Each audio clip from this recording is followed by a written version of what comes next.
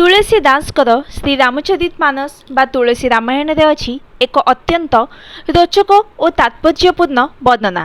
ଆଦିକବି ବାଲ୍ମୀକିଙ୍କର ମୂଳ ସଂସ୍କୃତ ରାମାୟଣର ଅଷ୍ଟାଧିକ ଶତତମ ସର୍ଗ ଅନୁସାରେ ଶ୍ରୀରାମ ଅତ୍ୟନ୍ତ କୁପିତ ହୋଇ ଅତି ଯତ୍ନରେ ଧନୁକୁ ପୂର୍ଣ୍ଣ ରୂପରେ ଟାଣି ରାବଣ ଉପରକୁ ମର୍ମଭେଦୀ ବାଣ ଚଳାଇଲେ।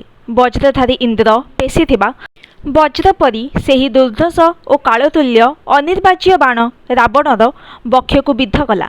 କିନ୍ତୁ ତୁଳସୀଦାସ ତାଙ୍କ ରାମାୟଣରେ ଅତ୍ୟନ୍ତ ଭାବପୂର୍ଣ୍ଣ ଭାବରେ ରାବଣକୁ ଶ୍ରୀରାମ ତୀର ବିନ୍ଧିବା ପ୍ରସଙ୍ଗର ବର୍ଣ୍ଣନା କରିଛନ୍ତି। ତାହା ଅନୁସାରେ ସମସ୍ତ ପ୍ରକାରର ପ୍ରହାଦ ସତ୍ତ୍ୱେ ରାବଣର ମୃତ୍ୟୁ ନ ହେବା ଜାଣି ସୀତା ଆତଙ୍କିତ ହୋଇ ଉଠିଲେ ଏବଂ ତ୍ରିଜଟାକୁ ତାହାର ମୃତ୍ୟୁଭେଦ ପଚାରିଲେ। ତ୍ରିଜଟା ତାଙ୍କୁ କହିଲା ରାବଣର ବକ୍ଷକୁ ଶିରବିଦ୍ଧ କଲେ ହିଁ ତାର ମୃତ୍ୟୁ ହେବ, କିନ୍ତୁ ଶ୍ରୀରାମ ତାହାର ବକ୍ଷକୁ ଶରବିଦ୍ଧ କରୁନାହାନ୍ତି। ଏହାର କାରଣ ସ୍ୱରୂପ ତ୍ରିଜଟା କହିଲା, ଶ୍ରୀରାମ ଭାବୁଛନ୍ତି ରାବଣ ତାର ହୃଦୟରେ ସୀତାଙ୍କୁ ସ୍ଥାନ ଦେଇଛି, ତେଣୁ ସୀତା ତାର ହୃଦୟରେ ବାସ କରୁଛନ୍ତି। ସୀତାଙ୍କ ହୃଦୟରେ ମୁଁ ଅଛି ଏବଂ ମୋ ହୃଦୟରେ ଏ ଚରାଚର ସୃଷ୍ଟିର ନିବାସ। ତେଣୁ ଯଦି ମୁଁ ରାବଣର ହୃଦୟକୁ ଶରବିଦ୍ଧ କରେ ତେବେ ନିଶ୍ଚିତ ଭାବରେ ଏ ସମସ୍ତ ଭୁବନର ବିନାଶ ଘଟିବ।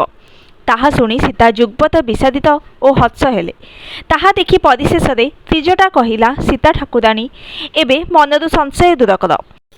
ବାରମ୍ବାର ଶିରଚ୍ଛେଦନ କରିବା ସତ୍ତ୍ୱେ ରାବଣର ମସ୍ତକ ପୁଣି ବଢ଼ି ଉଠୁଥିବା ଦେଖି ନିଶ୍ଚୟ ଶ୍ରୀରାମଙ୍କର ଧ୍ୟାନ ହଟିବ ଏବଂ ସେ ରାବଣର ବକ୍ଷକୁ ଶରବିଦ୍ଧ କରିବେ। ରାବଣ ନିହତ ହେବ। ତାହା ହିଁ ହୋଇଥିଲା। ପରିଶେଷରେ ଶ୍ରୀରାମଙ୍କ ବାଣରେ ରାବଣର ବକ୍ଷ ବିଦୀର୍ଣ୍ଣ ହୋଇ ତାର ମୃତ୍ୟୁ ଘଟିଲା। Bureau report, news today.